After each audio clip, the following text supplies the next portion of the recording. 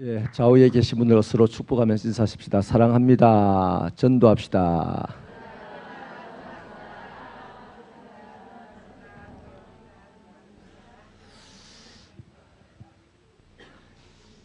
우리 좀 더 활짝 한번 웃어줘 볼까요? 옆 사람을 보고. 자, 시작하겠습니다.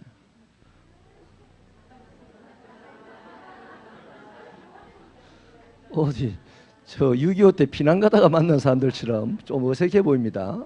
예? 예. 어색함을 해소하기 위해서 또 뭘 하나 해야 될 것 같은데 구호제창을 한번 해야 되겠네. 구호제창을. 자, 앉아서 해보시겠습니다. 사랑하면, 전도하면, 행복하면. 이걸 확신 가지고 해야 됩니다. 확신을 가지고 해야 됩니다. 우리 입의 말이 땅에 떨어지지 않게 되기를 바랍니다. 마귀는 놀래갖고 잡은 자를 풀어주고, 사람은 놀래갖고 우리를 두려워하고, 하나님은 놀라셔서 우리 말을 이루어 주시는 그 축복이 있기를 축원합니다.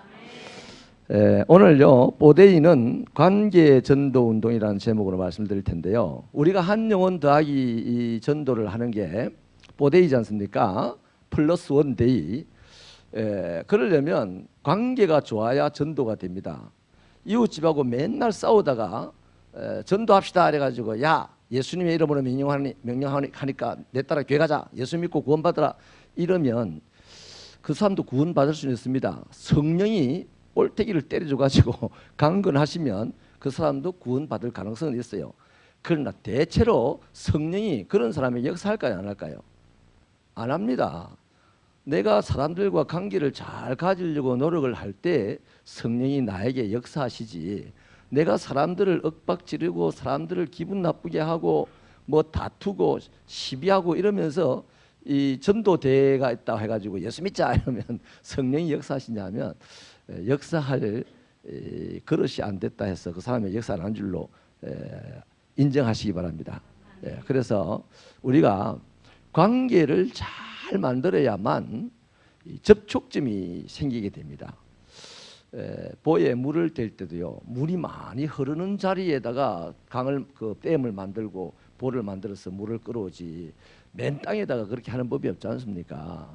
그래서 보데이는 무슨 전도운동이다? 관계다. 지난 시간에 보데이는 뭐 했습니까? 보데이는 기도 전도운동이다. 우리가 하는 이 보데이는 기도 안 하고는 전도가 안 되는 겁니다. 그렇게 고백하고 지금 하는 겁니다. 그 다음 우리 보데이는 배가 전도운동입니다. 한 사람을 더하는 것이니까. 자, 이렇게 이해를 하시고 오늘은 보데이는 관계 전도운동인데요. 우리가 보험 영업을 하나 하려 해도 관계를 잘 만들고 영업을 들어갑니다. 먼저 작업을 해놓고 들어간단 말이죠. 또 외국 대통령과 회담을 할 때에도 사전에 관계를 다 정리해놓고 가서 회담을 하는 겁니다. 그래서 저와 여러분이 이 보데이를 통해서 하나님을 생전 잘 모르는 그 사람에게 들어갈 때 미리 그 사람과의 인간관계를 잘 만들어 놓고 들어가면 일이 수월해진다 하는 것입니다.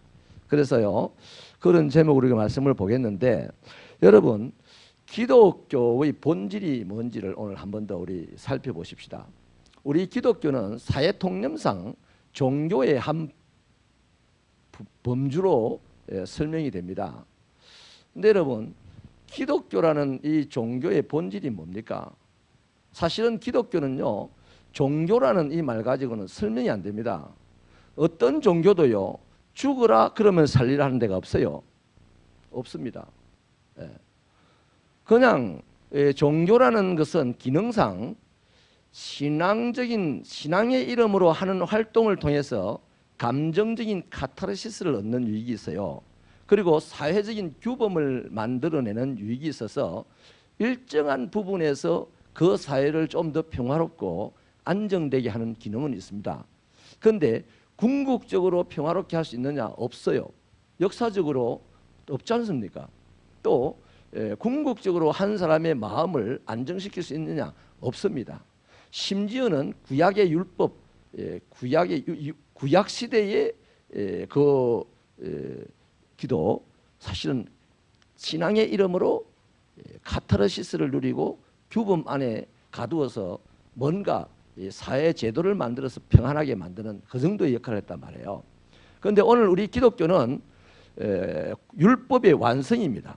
누구를 통하여? 예수라는 분을 통하여. 그래서 예수라는 분을 통하여 율법이 완성이 되었고 기독교라는 것이, 그리스도교라는 것이 만들어졌습니다. 그러므로 그리스도교라는 이것은 세상 사람들은 종교의 범주 안에 넣어서 이해를 해야만 일단 되잖아요. 그래서 종교라는 이름으로 묻는데 실제로 기독교는 종교라는 이름으로는 설명이 안 되는 거죠. 그럼 뭘로 설명이 되느냐는 겁니다. 기독교는 생명입니다. 생명. 그러면 이 기독교를 왜 생명이라고 말하느냐? 죽어서 살리는 것이기 때문입니다. 뒤집어 말하면 죽은 사람을 살려내는 것이 기독교예요.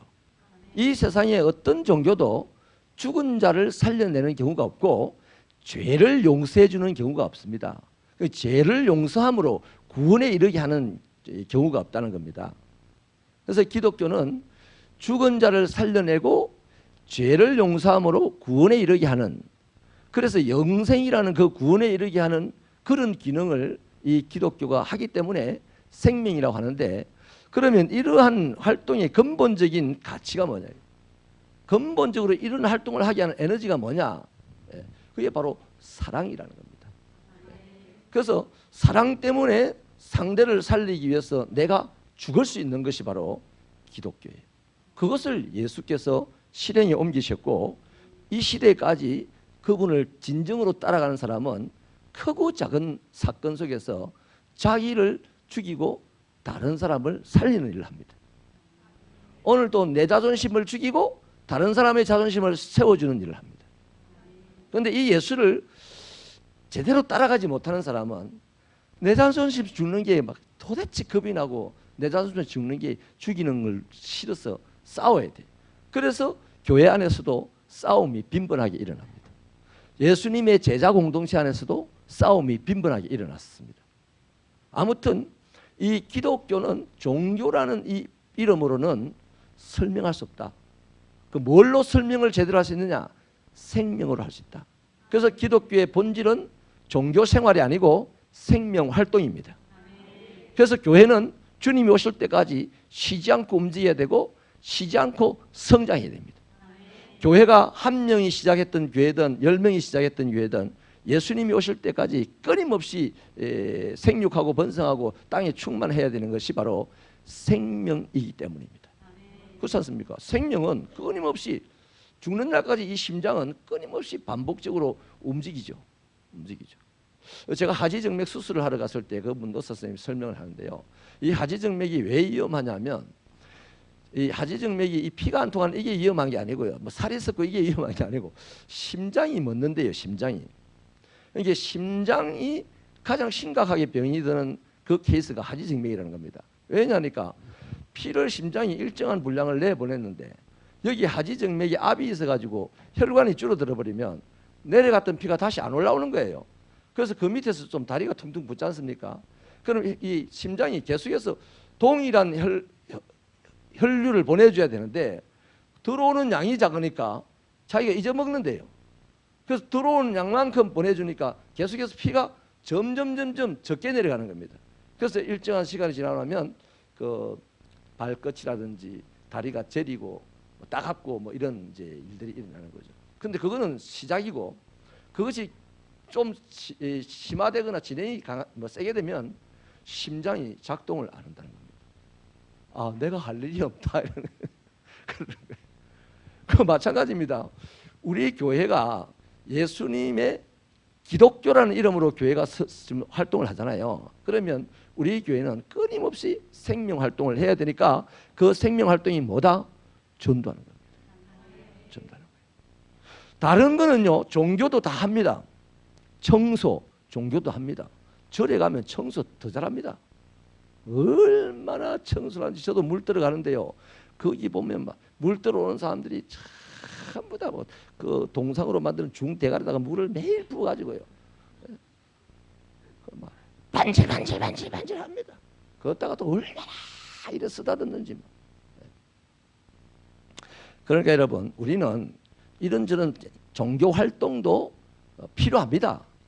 규범을 만들고 또 감정적인 카타르시스를 하기 위해서 종교 활동이 필요하지만 그것 가지고는 기독교를 설명할 수 없고 기독교를 보여줄 수 없으니 뭔 활동이 돼야 된다? 생명 활동이 돼야 된다. 그래서 신앙생활이라는 것은요, 굉장히 의미 있는 말입니다. 자, 그래서 그렇게 정리를 하겠습니다. 그러면요, 마태복음 우리가 누가복음 25장 10장 25절로 28절을 읽었는데요. 거기 보면 이런 말이 있어요.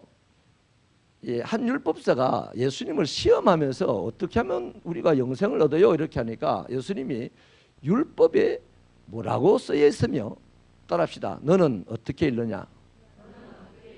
어떻게 읽느냐라고 물어요. 그때 이제 이 율법사가 뭐 하나님을 사랑하고 사람을 사랑하라고 기록되어 있습니다. 이렇게 얘기를 하니까, 그렇지, 너도 가서 그렇게 살아라 이럽니다.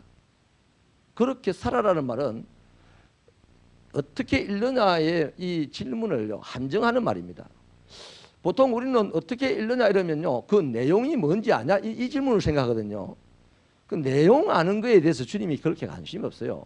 물론 내용을 알아야만 행동을 하겠지만 내용을 아는 것으로 끝나는 것에 대해서 주님 하등 관심이 없습니다. 그게 관심이 있다면요, 오셔서 이 율법사나 바리새인들을 상당히 대접했을 겁니다, 예수님이. 그런데 예수님은 율법사나 바리새인들을요 대접 안 했어요. 독사의 새끼들이라 했습니다. 회칠한 무덤이라 했습니다. 다시 말하면 겉은 멀쩡하나 속은 시체 썩은 냄새가 나는 작자들이라고 했단 말이에요. 얼마나 심각한 욕인지 모릅니다. 그거. 예수님이 그렇게 욕을 했어요, 그 사람들에게. 내용을 아는 사람들에게 욕을 했단 말이에요. 왜 했을까요? 내용을 몰라서 행동을 안 하면 그나마 정상을 참작할 수 있어요. 그런데 내용을 알고도 행동을 안 한단 말이에요. 그래서 어떻게 읽느냐 이 말은 예수님이 어떻게 행동할 거냐 하는 이것을 한정하고자 지금 질문한 거예요. 그래서 오늘 우리들도요, 요절 외우고 성경 많이 읽고 해야 돼요. 아주 중요한 일입니다. 해야 되지만 글에 읽어서 거기에 대한 지식만 가지고 살아가면 그 사람은 백발백중 옆에 있는 성도를 정죄하고 비난하고 시비를 가리는 재미로 세상 살다가 지옥 갈 가능성이 많아요. 인정하시면 두 손 들고 아멘 합시다. 진짜 심각한 문제입니다. 여러분, 가룟 유다 보십시오. 사사건건 시비를 거는 모습을 보여주지 않습니까? 예수님하고 함께 있으면서도. 가룟 유다가 예수를 안 믿어가지고 예수를 뭐 시비만 걸려고 따라왔습니까? 아니잖아요. 예수를 믿었으니까 제자의 무리 속에 들어왔습니다. 그런데 들어와서부터 돈주머니를 쥐고 우리 이미지상 항상 예수의 대척점에 서서 예수를 까탈스럽게 힘들게 했어요. 그 항유를 깨트려 부은 그 여인이 그렇게 하면서 울고 있을 때 가룟 유다가 아주 화를 내면서 여인을 책망하는 것은, 다시 뒤집어 말하면 누구 욕하는 소리입니까? 예수 욕하는 소리죠. 예수 욕하는 소리. 어이, 예수님이 그러면 하지 마라. 그거 팔아가지고 가난한 사람 돕자. 이래야 되죠. 당신 뭔데 그 수천만 원어치 기름을 당신 머리에 붓게끔 내비둡니까? 이 말하고 똑같은 말입니다.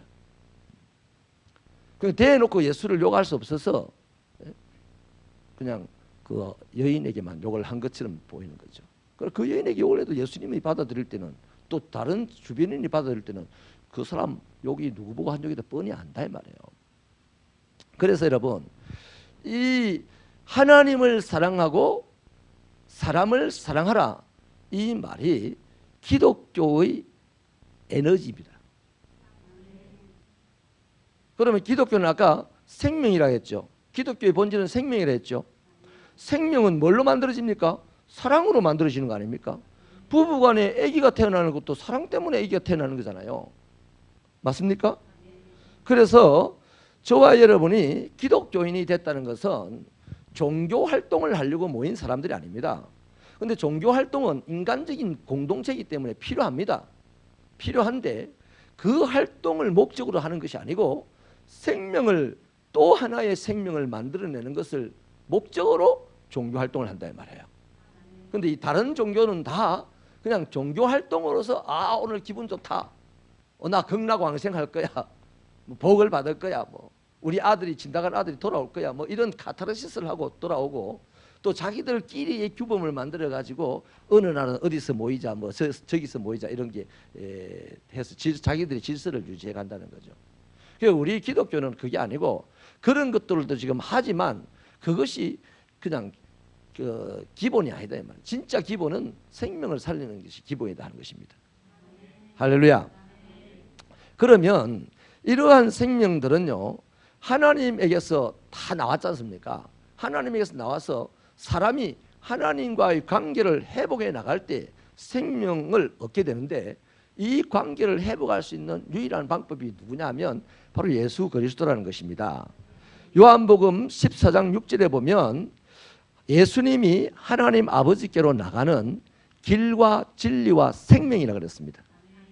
아버지께로 나가는 길도 예수고 아버지의 생명을 공급받는 것도 예수고 아버지의 진리를 아는 것도 예수다 이 말이에요. 그래서 이 예수를 통해야만 그 아버지와의 관계가 만들어지는 겁니다. 그 다음에 마태복음 11장 27절도 보면요 하나님과의 관계가 회복되고 만들어지기 위해서는 예수가 꼭 필요한데 예수가 왜 필요하냐면 우리 같이 읽어볼까요? 시작. 내 아버지께서 모든 것을 내게 주셨으니 아버지 외에는 아들을 아는 자가 없고 아들과 또 아들의 소원대로 계시를 받는 자 외에는 아버지를 아는 자가 없다. 아멘. 저기 보니까 아들이신 예수가 아버지를 안대요. 그 다음에 한 가지 더 있죠.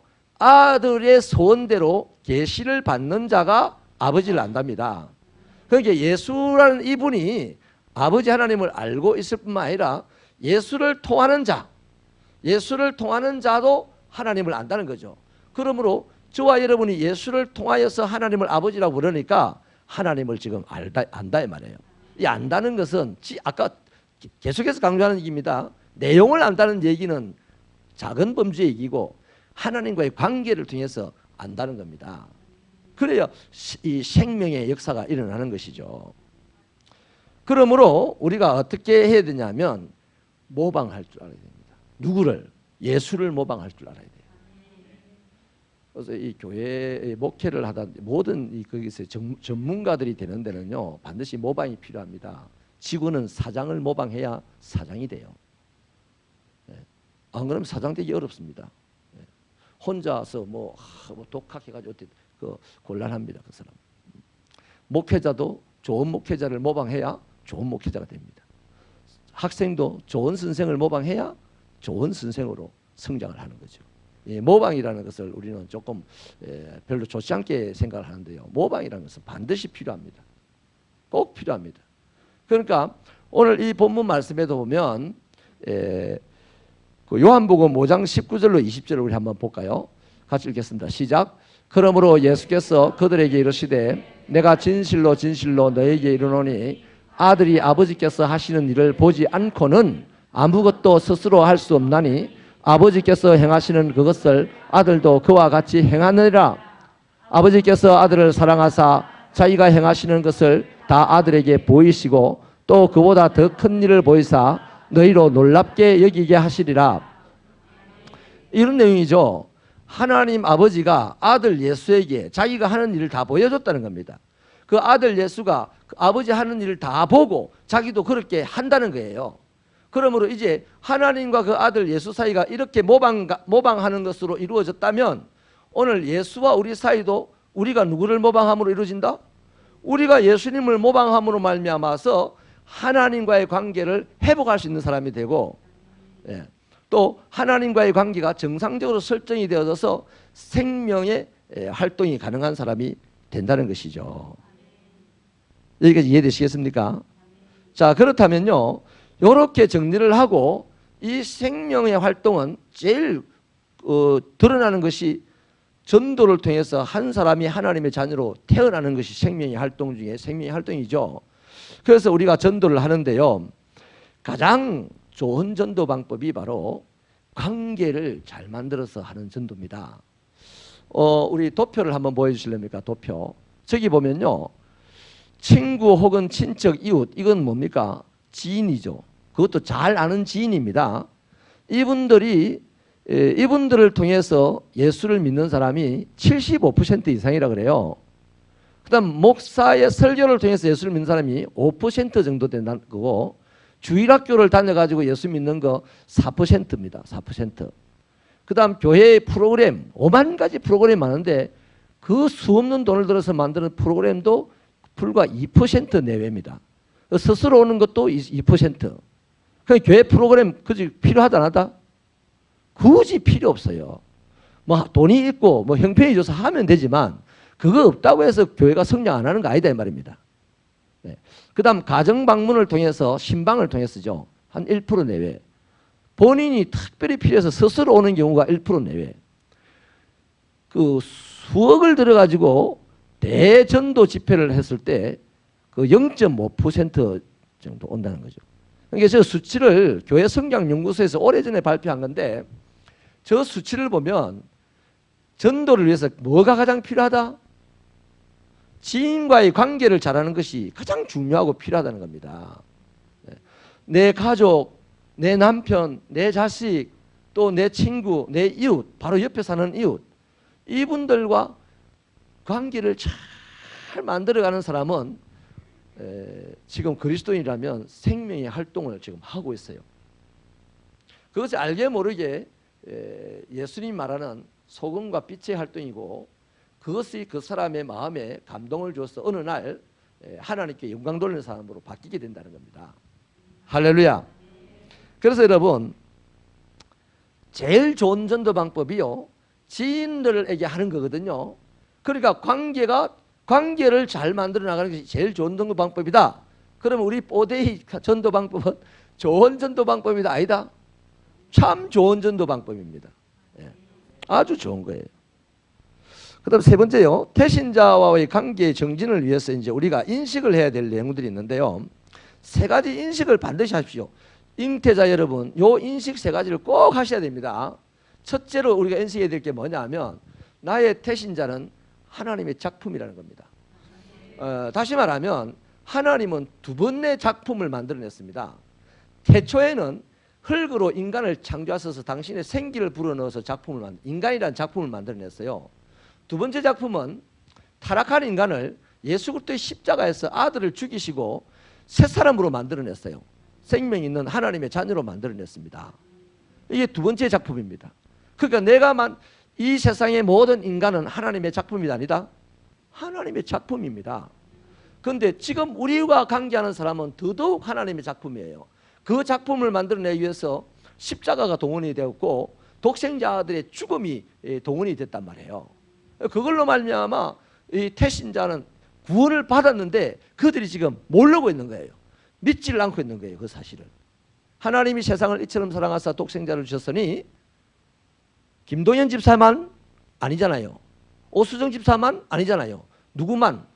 누구든지 저를 믿는 자는 이미 사실입니다. 사랑한 것도 사실이고 독생자 아들을 주신 것도 사실입니다. 그런데 이제 그 사실을 누구라도 죄인도 상관없고 뭐 착하다 하는 사람도 상관없고 아무튼 사람이라면 누구든지 그걸 믿으면 멸망을 받지 않고 영생을 얻는다라고 요한복음 3장 16절이 말씀하지 않습니까? 그래서 하나님의 작품이라는 너는 예수 그리스도를 십자가에 못 박혀 죽으시고 하나님께서 죄 용서하시고 건져낸 작품이다라는 인식을 가져야 됩니다. 나만 그렇다 인식을 가지면요 천에 없이 그냥 자기 혼자 예수 잘 믿고 끝날 인생입니다.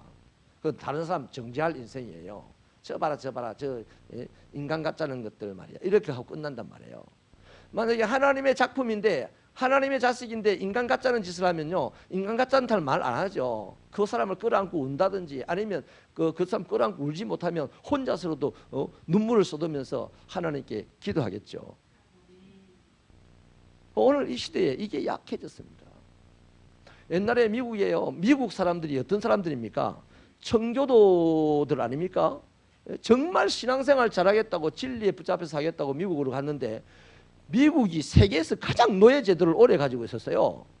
그래서 노예를 두들겨 패고 노예를 쇠고랑이에 묶어서 굶기면서 그 앞에서 칠면조를 굽어가지고 부활절 잔치를 하면서 하나님께 감사하고 이랬어요. 그 너무너무 무식한 일이었단 말이죠. 이제 뒤늦게 이제 그것이 깨달아져서 아주 늦었지만 노예를 해방시키고 했잖아요. 대통령이 16번 바뀌었을 때 노예가 해방됐지 않습니까? 심각한 이제 이 잘못들이 있단 말이죠. 그러니까 저와 여러분도 마찬가지입니다. 우리의 의식이 이 세상에 살아가는 모든 사람들이 하나님의 작품입니다. 인간은 하나님의 작품이고 오늘 이 시대를 살아가는 사람 또한 예수로 말미암는 하나님의 작품인데 우리는 그 인식을 안 하니까 나와 별개의 사람, 나쁜 사람, 천하에 죽일 사람 뭐 이렇게 이해를 하고 나는 좋은 사람, 거기에 비하여 조금 좋은데 오로지 좋은 사람이라고 생각하고 자만에 빠져서 이제 자기 스스로 도취돼 가지고 살아가는 경우가 기독교인 안에 많다는 거죠. 그래서 기독교인들이 최근에 전도를 못하는 겁니다. 요즘 전도를 못해요. 두 번째 인식해야 될 것이 뭐냐면 우리의 만남은 하나님의 축복이라는 인식을 해야 됩니다. 김도임 선생님 오늘 좀 많이 피곤해 보이시는데 일이 많아서 피곤하죠. 집사님 때 처음 만났을 때 나 참 축복이다 싶었어요. 커피를 둘이서 한잔하면서 속으로요. 겉으로는 아무 내색도 아니지만 속으로 우와 호박이 넝쿨채 굴러 들어왔습니다. 아버지 이랬습니다. 등발도 있어서 두 사람 세 사람 몫을 하고 딱 앉아있죠. 얼마나 좋은지 모르겠어요. 박수 한번 주십시오.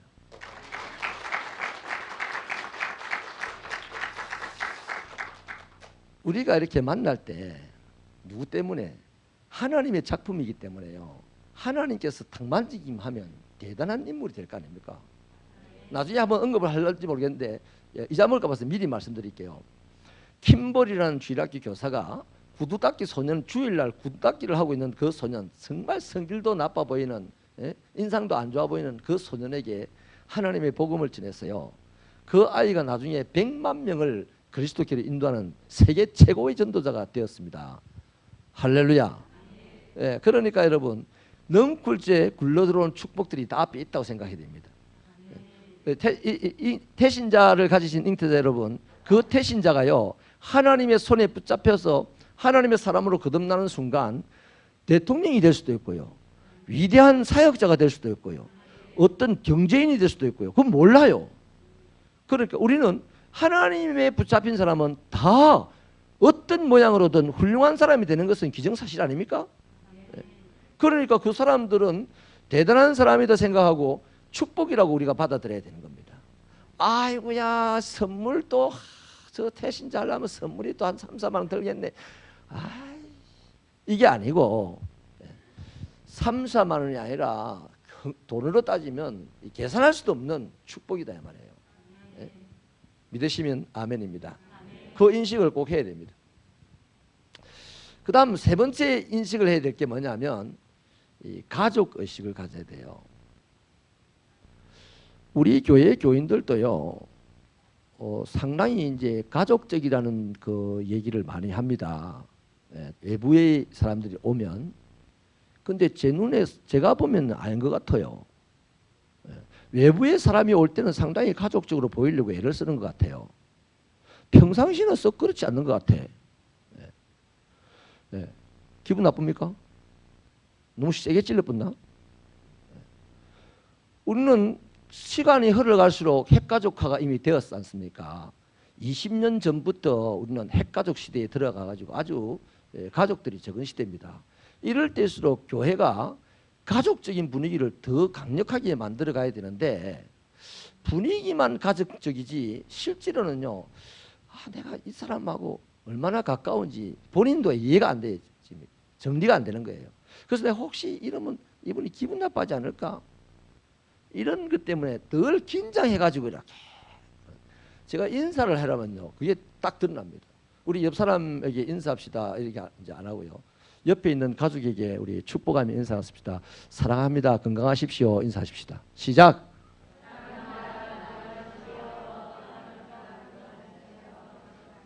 조금 더 진해졌네. 아까 처음에는 내가 민망할 정도로 그냥 대충 하시는 것 같더라고. 여러분, 우리는 가족입니다. 가족. 예?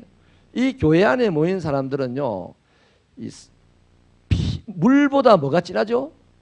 피가 진합니다. 그런데 피보다 더 진한 것이 있어요. 뭘까요? 예수의 피가 더 진합니다.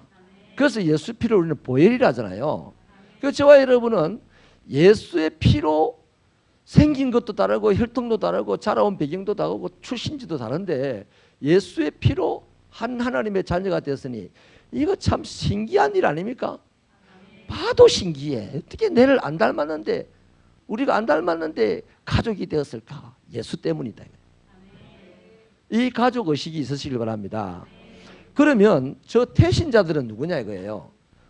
나의 잃어버린 가족입니다. 잃어버린 가족.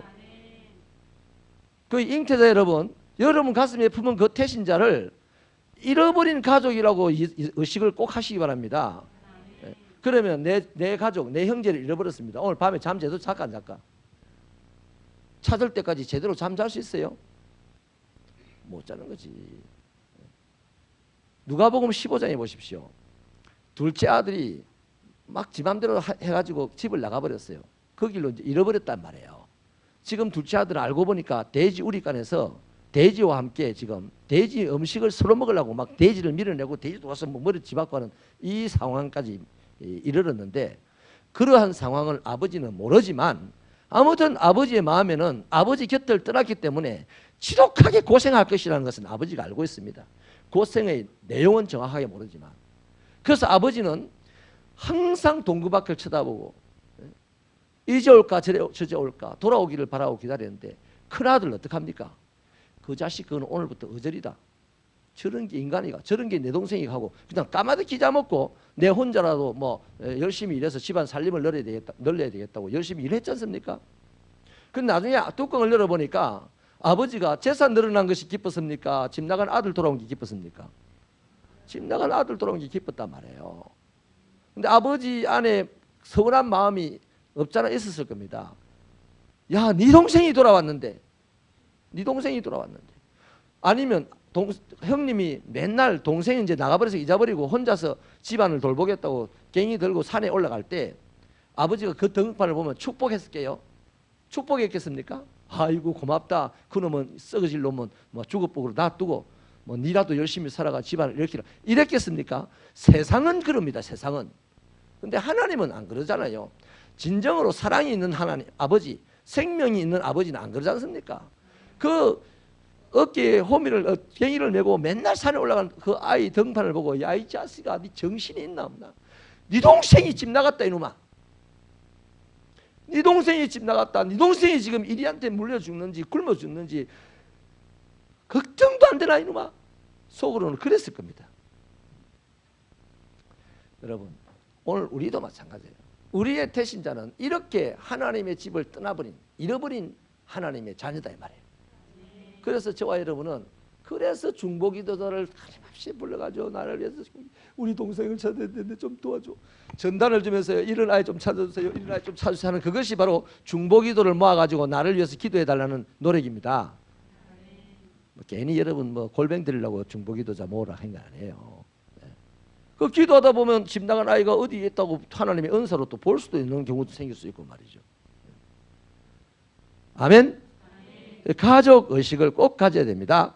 이제 마지막으로요. 관계를 정진시키기 위한 활동이 있는데요. 간단히 5개만 얘기를 해드릴게요.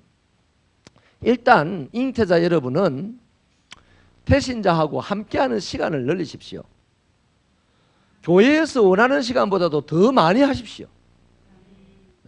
더 많이. 예를 들면 기도해서 그 사람과 영적으로 함께하는 시간을 늘리시고 그 다음 전화하고 문자해서 정신을 나누는 감정을 나누는 시간을 좀 더 늘리시고 그 다음 직접 방문해 가지고 피부를 접촉을 나누는 시간을 늘리시기를 바랍니다. 이번 2달 동안요. 그 다음 2번째 활동은요. 풍성한 위로를 하셔야 됩니다.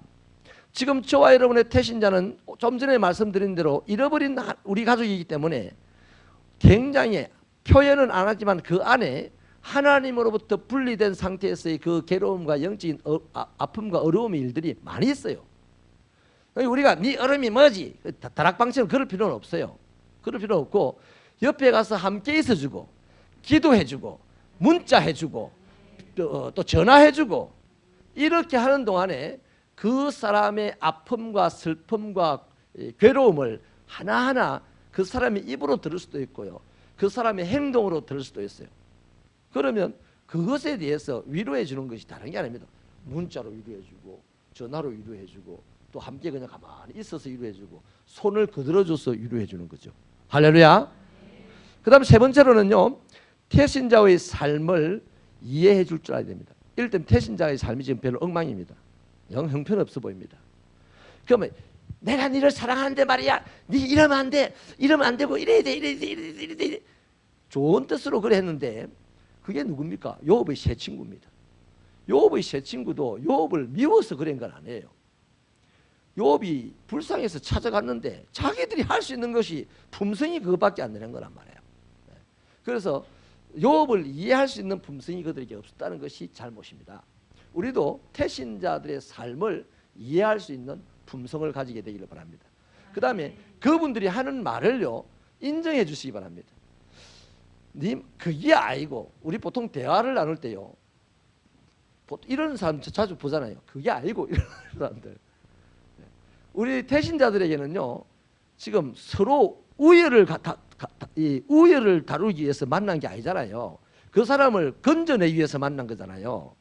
물에 빠져 있는 사람을 보고요 야 웃기를 잡아라 옷을 벗어라 가만히 있어라 뭐 이렇게 말한다고 그거 됩니까? 그냥 푹 들어가서 건져내야 되지. 마찬가지입니다. 그 말로서 되는 게 아니니까 태신자가 하는 말을 그냥 인정해 주면 됩니다. 아, 따라합시다. 아, 그랬나? 아, 그럴 수도 있네. 야, 그렇구나.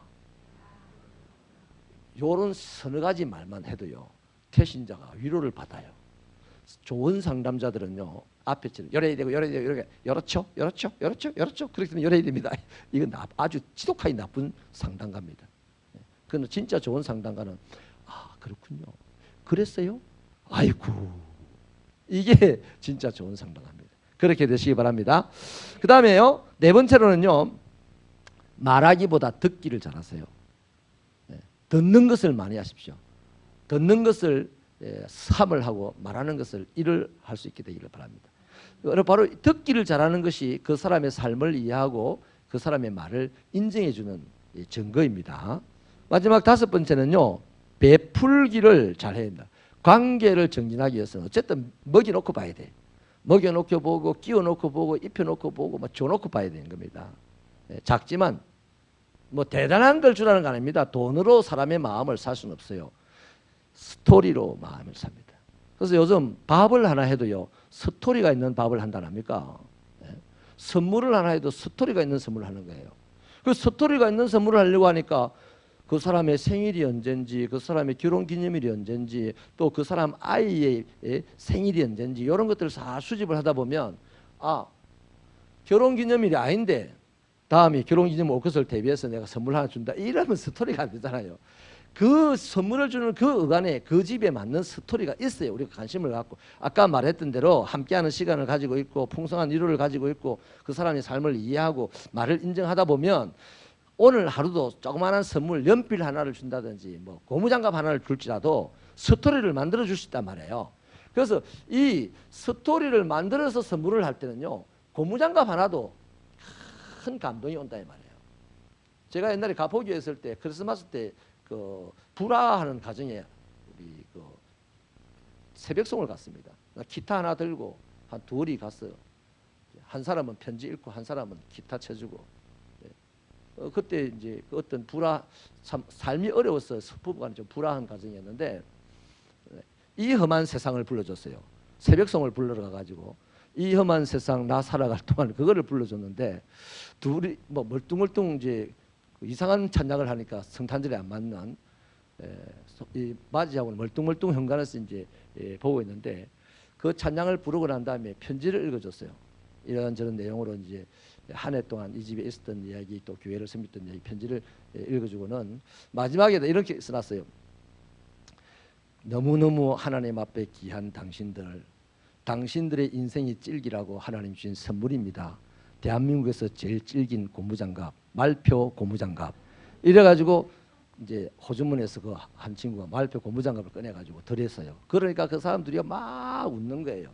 그래서 행복해하는 것을 봤어요. 그 스토리가 있는 선물이면 2,000원, 3,000원도 큰 역할을 한다는 것입니다. 이제 말씀을 끝냈습니다. 여러분, 뽀데이는 뭔 전도운동이다? 관계 전도운동입니다. 관계를 잘 해야만 전도가 됩니다. 성령이 역사하십니다. 그래서 조금씩이지만 친밀감, 동질감이 형성되어지면 되어질수록 우리가 예수는 그리스도다라는 말을 할 수 있는 이제 접촉점을 딱 갖게 되는 거죠. 그렇게 해서 우리 하나님의 구원의 역사가 우리 태신자들에서 일어나게 되기를 바랍니다.